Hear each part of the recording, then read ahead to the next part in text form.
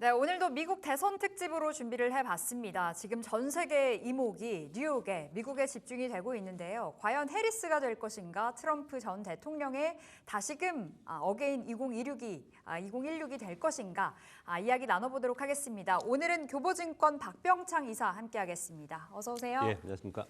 네, 일단 지금 초박빙을 이어가고 있는 가운데 출구조사가 속속들이 전해지고 있는데요. 트럼프 전 대통령, 트럼프 후보는 인디애나, 켄터키에서 지금 승리, 해리스 후보는 버몬트에서 승리를 거머쥐었다라는 소식이 전해지고 있습니다. 이야기 나오는 대로 저희가 빠르게 전달 드려보도록 하겠고요. 자, 이사님, 초접전 흐름이잖아요. 개인적인 생각이 궁금합니다. 어떻게 보세요? 누가 이길까요?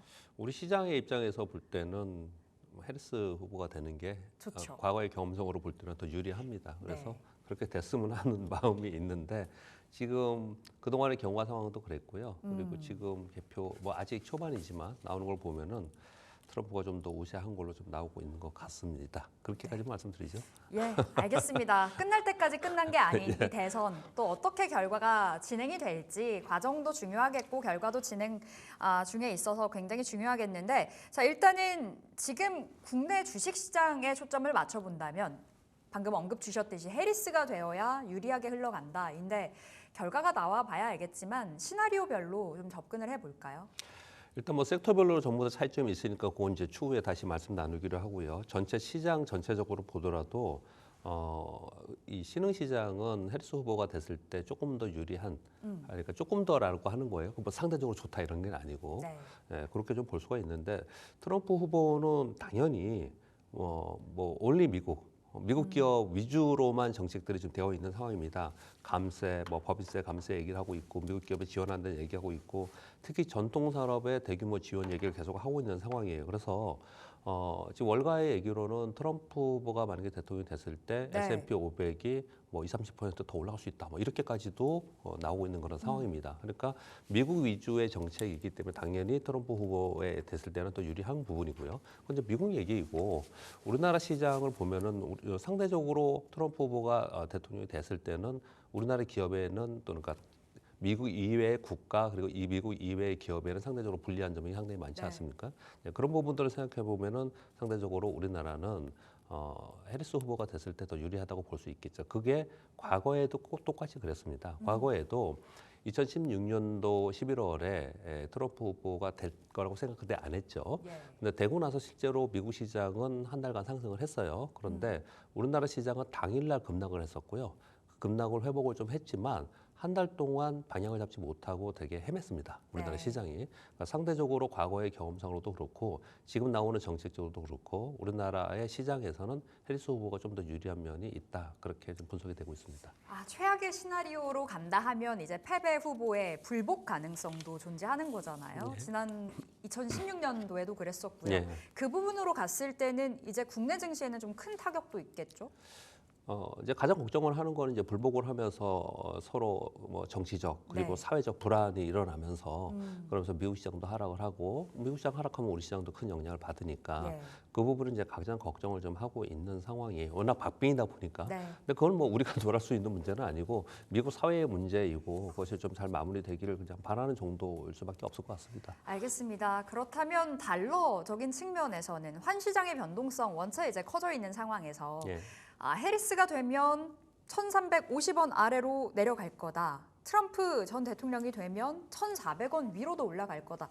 결국에는 우리 국내 증시의 가장 큰 장애물 중에 하나가 지금 외국인 수급이잖아요. 네. 수급 이탈을 또 부추기는 거 아닐까라는 생각도 들고 달러 전망 어떻게 평가하세요? 일단 지금 트럼프 후보가 대통령이 됐을 때 가장 큰 걱정이 달러 강세입니다. 네. 그러니까 본인이 직접 강한 달러를 지향하겠다 이렇게 얘기를 좀 하고 있는 그런 상황이에요. 그래서 지난번에 그 자료들을 보면은 골드만삭스에서는 트럼프 후보가 대통령이 되면은 유로화는 약 10%, 위안화는 약 12% 절하될 가능성이 있다. 네. 그러니까 유로 달러가 페리티 이하로 떨어질 수 있다. 페리티 1을 얘기합니다. 이렇게까지 지금 분석을 하고 있는 상황입니다. 그렇게 분석을 하는 것은 관세 인상과 그리고 감세, 재정 확장 정책으로 인해서 달러 강세가 되면서 상대 국가의 통화가 약세된다. 이렇게 표현을 하는 거거든요. 예. 근데 2016년과 2020년 그때하고 이제 비교를 좀 해가면서 말씀을 좀 드리면요.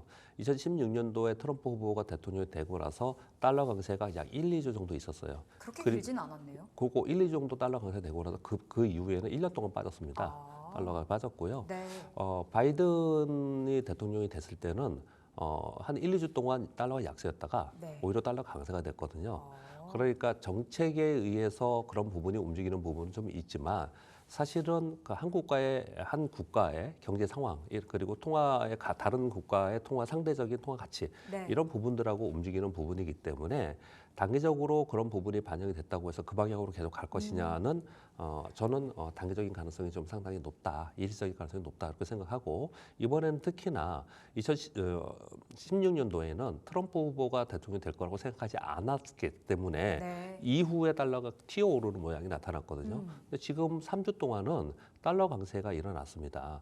미국이 빅커스를 하면서 기준금리 인하를 함에도 불구하고 국채 수익률이 올라가고 달러 강세가 된 부분은 다분히 트럼프 트레이드의 영향을 받았다고 볼 수가 있거든요. 네. 그렇기 때문에 선반영됐다라고 어. 볼 수 있지 않을까라고 생각합니다. 지금의 흐름이 뭐 트럼프 전 대통령이 당선이 된다 한들 뭐 계속해서 이어지는 부분에 대해서는 좀 제한적일 거라고 좀 봐주신 것 네. 같은데 그렇다면 미국 대선 말고도 달러를 움직일 수 있는 변수가 또 하나 있습니다. FOMC. 예. 이제 우리 시간으로는 8일 금요일 날 전달을 받게 될 텐데요. 이에 따른 영향 어떻게 좀 평가하세요? 예, 좀 전에 그 달러 강세와 더불어서 같이 연결해서 말씀을 좀 드리도록 하겠습니다. 네. 지금 미국은 지난번에 50bp 금리 인하 빅컷을 했고 이번에 25bp 금리 인하 할 것으로 지금 확률상 98%로 확률을 좀 보고 있죠. 네. 저도 그렇게 보고 있습니다. 왜냐하면 지금 이제 인플레이션 지표들이 계속 내려가고 있는 상황 속에서 경기 둔화를 우려하고 있는 상황이에요. 그렇기 때문에 금리 인하는 진행을 계속 원래 계획대로 하지 않을까라고 생각을 합니다. 이 부분하고 달러 강세하고는 상충이 되잖아요. 네. 왜냐하면 금리 인하하면 국제 수익률 떨어지고 국제 수익률 떨어지는 과정 속에서 달러도 떨어지는 게 맞는 거거든요. 그렇기 때문에 달러 강세가 일시적인 가능성이 우리가 걱정하는 것처럼 막 초강세 달러가 되지 않을 거라고 생각하는 이유를 몇 가지 말씀드리도록 하겠습니다. 첫 번째는 달러 강세가 된다라는 이유를 대면서 그 근거로 어떤 걸 얘기하냐면 예. 대규모의 재정 정책, 재정 확장 정책을 얘기를 해요. 그런데 대규모의 재정 확장 정책은 의회 승인이 있어야 됩니다. 꽤 시간이 걸리는 부분이고 승인의 절차를 거쳐야 되거든요. 네. 그렇기 때문에 쉽지 않다. 첫 번째. 두 번째, 상대 국가의 통화를 생각을 해야 되는데 중국이 지금 대규모의 경기 부양 정책을 쓰려고 하고 있습니다. 그래서 위안화가 강세가 되는 거죠. 네. 그러면 상대적으로 다른 데서는 또 떨어질 수 있는 부분이 있고요. 가장 강력한 건 뭐냐면 일본이 금리 인상을 지금 대기하고 있습니다. 네. 그럼 금리 인상을 하면 엔화가 강세가 되죠. 그럼 상대적으로 달러 인덱스는 떨어질 수 없는 거예요. 거기에 미국 자체적으로도 금리 인하를 지금 하고 있는 거지 않습니까? 네. 내년에도 최소한 75bp에서 100bp 할 것으로 지금 전도표에서 나오고 있는 그런 상황이에요. 이 모든 것들이 달러를 떨어뜨릴 수 있는 그런 요인들이거든요. 네. 그런 요인 속에서 트럼프 후보가 지금 달러 강세를 막 부르짖고 있는 상황인 거거든요.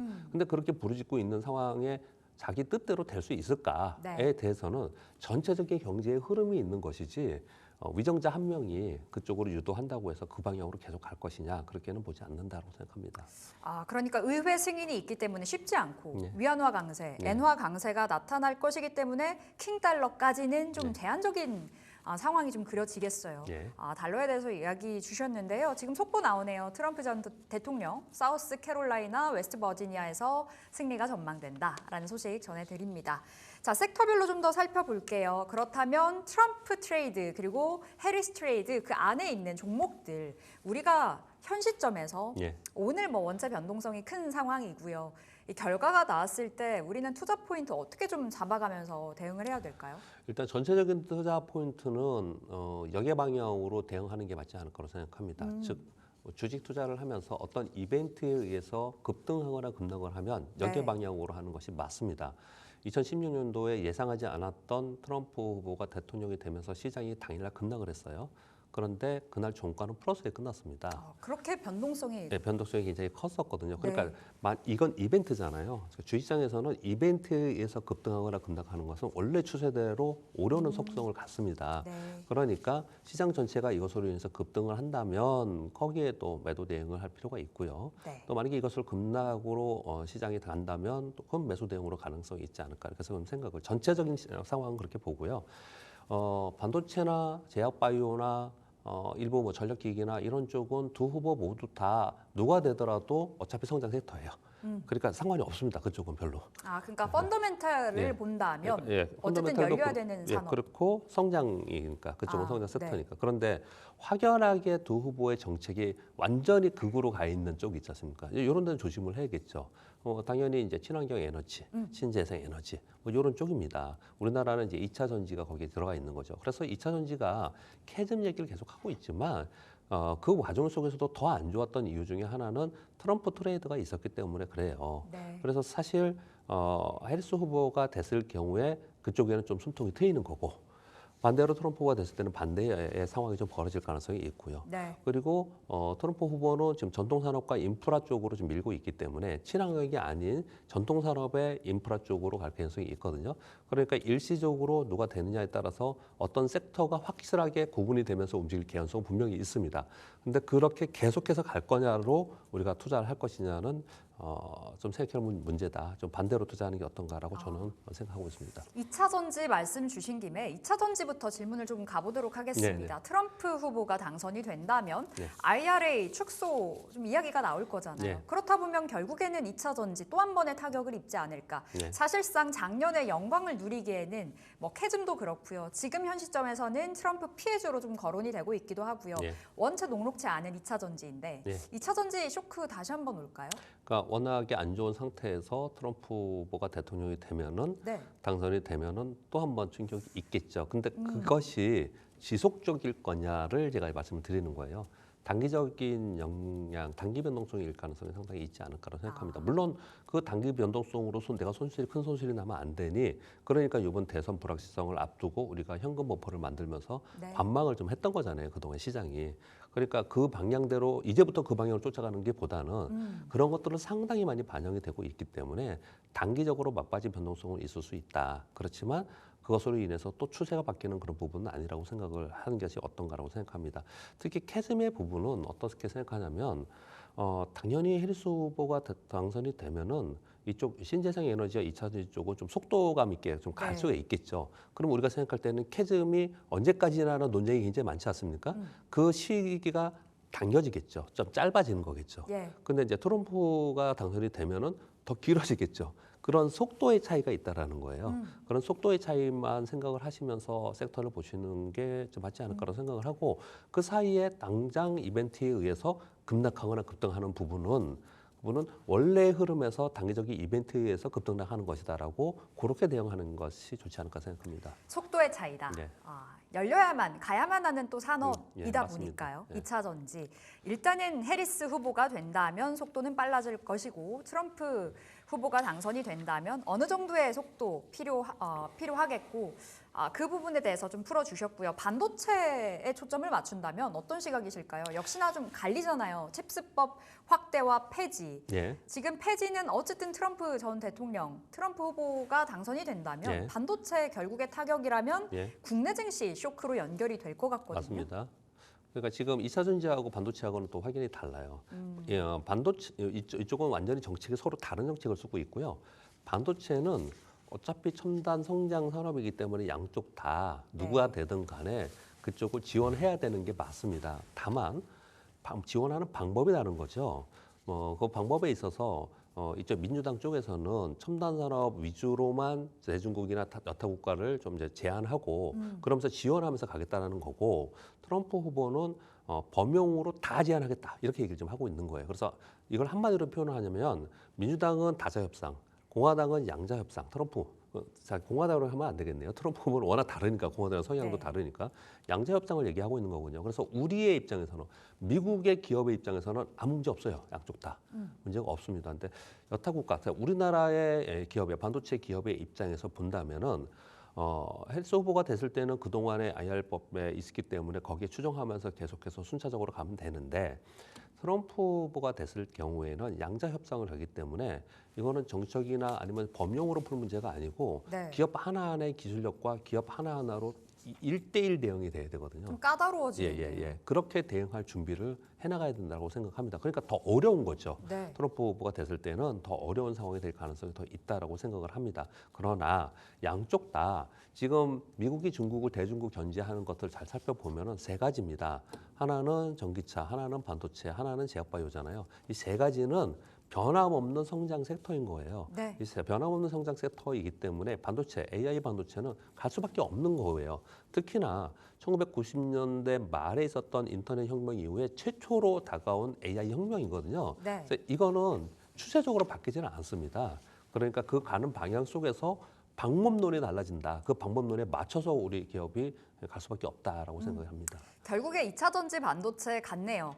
네. 속도는 다르고 방법은 달라도 방향으로 봤을 때는 같은 곳을 향해 달려가는 거라고 좀 보시면 될 것 같은데, 자 그렇다면 우리 증시를 봤을 때 미국 증시와 지금 현저하게 디커플링 된 상황이잖아요. 뉴욕 증시가 이제 대선 끝나고 나서 강세장이 계속해서 유지가 된다면 우리 국내 증시도 불확실성 제거, 트럼프가 된다 해도요. 예. 좀 연말 랠리 기대해 볼 수 있을까요? 우리나라는 그동안에 올해 보면 굉장히 힘들었지 않습니까? 네. 그러니까 우리나라는 사실 매크로 시황 때문에 우리가 빠졌다라고 보기는 좀 어려워요. 그럼 왜 빠졌을까요? 우리나라 내부적인 이유가 있는 거죠. 내부적인 이슈. 네. 그동안에 일단 가장 첫 번째는 주시장을 항상 수급으로 보는 거니까, 유동성으로 보는 거니까, 유동성이란 이퀄 돈입니다. 우리 시장에서 돈이 빠져나간 거잖아요. 전 세계 시장이 다 미국으로 간 거 아닙니까? 그러니까 네. 미국은 좋은 거고 빠져나가는 시장에서는 다 안 좋은 거고 그렇습니다. 왜 빠져나갔냐? 미국만이 원리 좋았기 때문에, 미국 예배주가 있었기 때문에 미국으로 간 거 오케이 다 인정하는 부분이에요. 네. 근데 그게 변화되는지를 살펴봐야 되는 거거든요. 그 변화를 살펴보면서 가야 되는데, 그래서 그 얘기를 하는 거예요. 트럼프 후보가 됐을 경우에는 미국 우선주의를 하면서 미국 예외주의가 더 강화될 거 아닙니까? 네. 그러면 돈들은 미국으로 더 갈 가능성이 있고 미국 지수는 좋고 우리는 디커플링 되면서 더 안 좋을 가능성이 있는 거거든요. 그래서 해리스 후보가 됐을 경우 상대적으로 조금 더 괜찮다 이렇게 표현을 드리고 있는 거고요. 근데 우리나라 내부적으로 돈이 빠져나간 이것은 우리나라 기업들의 실적이 안 좋은 부분, 뭐 여러 가지들이 많이 있지만 네. 기본적으로 우리나라는 전 세계에선 지금 중국도 그렇고 미국도 그렇고 일본은 뭐 예전부터 있었고 금융 정책과 재정 확장 정책을 동시에 쓰고 있습니다. 미국은 지금 이 두 후보가 재정 확장 정책을 쓸 거라고 하고 있지 않습니까? 네. 연준은 금리 인하 하잖아요. 그럼 양쪽을 다 하고 있지 않습니까? 중국도 지금 그걸 하지 않습니까? L8 금리 인하하고 재정 확장 정책을 지금 이번에 주에 발표를 할 거예요. 하고 있단 말이에요. 우리는 그런 정책이 하나도 없어요. 네. 우리는 정책적으로 저정 정책을 쓸 만한 여력도 현재 없다라고들 지금 계속 보도가 나오고 있는 상황인 거고 금리 인하는 계속해서 버티다 지난번에 조금 했어요. 근데 그건 여지도 아직까지 더 우리 큰 폭으로 또는 우리 시장이 원하는 만큼 할 수 있는 정도 이제 안 된다. 왜? 개인 부채 때문에 이런 얘기를 네. 계속 하고 있지 않습니까? 그럼 우리는 시장에 돈이 들어올 만한 정책적 여지가 지금 없는 그런 상황이에요. 그래서 답답한 거죠. 그래서 돌파구를 찾아야 되는데 그 돌파구는 미국이 오른다고 우리가 오르나? 그동안에 1년 동안 미국 오르면서 우리는 오르지 않았잖아요. 전 세계가 경제가 안 좋기 때문에 그렇다? 아니에요. 우리보다 경제 안 좋은 국가, 유럽보다 다 신고가 났습니다. 뭐 지정학적 리스크 때문에 아닙니다. 전쟁하는 국가도 떴어요. 이스라엘보다 우리가 더 못났잖아요. 그러니까 우리는 우리 내부적인 이유가 분명히 있는 거예요. 그래서 우리 개인 투자자분들이 네. 답답해하면서 계속해서 얘기했던 게 세법, 상법 조정해라, 금투세 조정해라, 폐지해라 이 얘기를 계속해서 주장을 했던 거예요. 그런 것들이 해소되는 과정 속에서 우리 시장은 조금 더 투자 심리가 개선되면서 조금 좋아지는 이런 과정을 겪지 않을까라고 생각합니다. 그래서 이거는 뭐 입법 관련 기관이나 정치인들이나 아니면 네. 유관 기관에서 우리 시장이 지금 답답한 상황을 돌파구를 마련해주는 정책들이 나올 필요가 있다. 그 말씀도 좀 같이 드립니다. 좀 속상하네요. 그렇죠. 예, 한국 증시가 살아나기 위한 조건들이 좀 굉장히 많은 상황인데 그래도 금투세 폐지로 좀 가닥이 잡혀서 예. 다행이다 싶기도 하고요. 네. 연말 랠리 기대하기에는 그럼 좀 어렵다라는 시각으로도 봐야 되는 거죠? 랠리 정도까지는 아니지만 지금보다는 아래보다는 위가 더 있다고 생각합니다. 네. 왜 그렇게 보냐면요. 첫 번째 시장 내부적으로 보면 삼성전자가 여기서 얼마나 더 빠질 거냐. 2차전지 종목들, 시가총액 높은 2차전지 종목들이 여기서 얼마나 더 빠질 거냐라고 봤을 때는 상당히 바닥을 다지고 있는 그런 상황이에요. 네. 그럼 시총이 가장 높은 섹터에 또는 그 종목에 있는 것들이 하단보다 위쪽이 좀 있다. 만약에 그들이 못 올라간다 하더라도 밑으로 더 많이 빠지는 것보다는 위쪽을 좀 바라보는 다른 종목들이 있다라는 게 이제 첫 번째 이유인 거고요. 네. 그리고 지금 시장에서 바라는 금투세나 그 선법 개정에 대해서 계속해서 얘기가 나오고 있지 않습니까? 네, 이런 부분들은 이제 심리적으로 시장에 영향을 줄 수 있다. 네. 그렇게 좀 보여지는 거고요. 그리고 우리나라는 10월이 안 좋아요. 왜냐하면 3분기 실적 발표를 10월에 하기 때문에 그래요. 그리고 나서 10월 지나고 나서 11월부터 수익률 게임이 막 벌어지고 예. 그다음에 12월에도 그런 게 벌어지다가 1월에 연초가가 있잖아요. 그래서 11월부터 1월까지는 상대적으로 좀 좋은 그런 흐름을 보이거든요. 이런 전반적으로 볼 때는 지금보다는 위쪽을 바라보면서 수익률 게임이 벌어질 수 있는 그런 시장의 개연성이 있다고 생각합니다. 네, 그래도 하방보다는 상방에 네. 무게를 두면서 시장 바라봐야 될 것 같은데 이사님 한 1분 정도 있을 것 같아요. 예. 대선 끝나고 이후에 우리 시장 어떻게 흘러갈까요? 주도 섹터 나올까요? 제가 지금 말씀드린 대로 패시브 자금들은 지금 계속 팔고 있습니다. 네. 그래서 액티브 자금들만 움직이고 있기 때문에 액티브 자금들의 수익률 게임만 벌어지니까 종목 장세가 이루어진다라고 보시면 될 것 같고 그 종목에서 트럼프 쪽으로 갈 거냐 해리스 쪽으로 갈 거냐 그러지 말고요. 누가 되던 간에 더 좋은 쪽이 있어요. 누가 되던 간에 성장하는 쪽. 그게 AI 하드웨어고 전력기기이고 바이오이고 바이오 중에서 CMO나 AI 헬스케어가 있고 그리고 또 하나는 중국의 경기 부양 정책이 나오고 있지 않습니까? 네. 거기에 관련된 것들. 요거는 지금부터 이제 그래봤자 2개월뿐이 안 남았잖아요. 그 2개월 사이에서는 집중적으로 이 안에서만 돈이 움직이면서 수익률 게임이 벌어질 가능성이 상당히 높다고 생각합니다. 오늘 시장에 대해서 전반적으로 진단 들어봤는데 마지막으로 좀 주도 섹터라기보단 종목 장세가 좀 펼쳐질 수 있다고도 말씀 주셨고 AI 하드웨어, 바이오 그리고 중국 경기 부양에 대한 기대감 갖고 있는 종목들도 좀 살펴보도록 하겠습니다. 자, 오늘 미국 대선 특집 준비해 봤는데요. 교보증권 박평창 이사 함께했습니다. 말씀 고맙습니다. 감사합니다.